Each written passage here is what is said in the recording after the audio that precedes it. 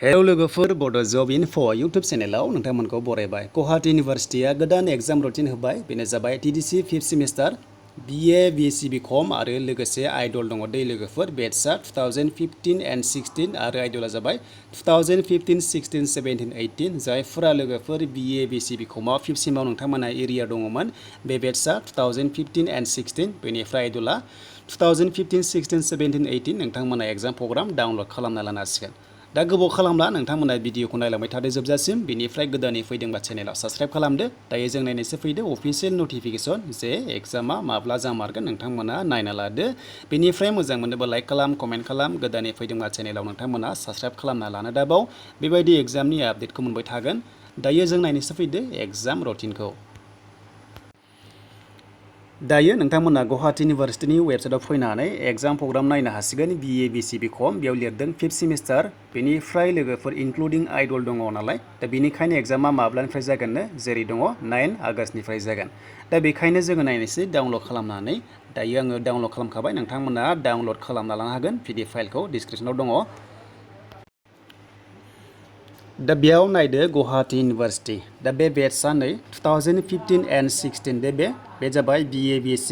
थ' नोंथांमोना जायफोर दङ नोंथांमोना एरिया दङब्ला बेनो जाबाय 2015 16 नि एग्जाम जासिगोन। बेनिफ्राय आरो आइडल जायफ्रा आइडलाव फरायगासिनो दङ 2015 16 17 18 दा बेनि जायफ्रा दङ बेटस थ' नोंथांमोननि एग्जामा जासिगोन 9 आगष्टनिफ्राय।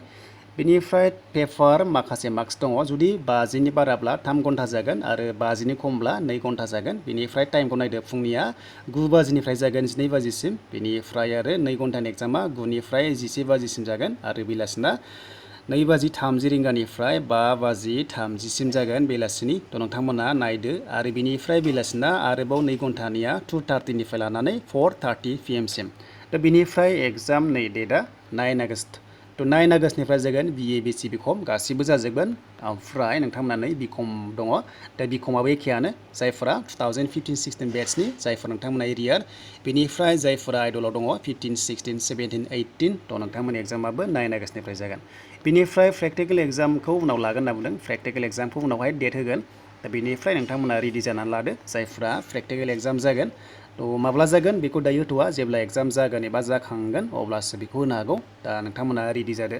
दा बे बेटसआ नै 2015 16 जायफ्रा BA BSc BCom 5th सिमाव दङ गुवाहाटी इउनिभार्सिटियाव। बेनिफ्राय आरो जायफ्रा आइडलाव 2015 16 17 18 थ' एग्जामा जाखासिगोन 9 आगष्टनिफ्राय। बेयाव गासिबो जाखाजोब्बाय, गासिबो रेडि जाबाय। नोंथांमोनाल' एग्जामनि थाखाय रेडि जादो।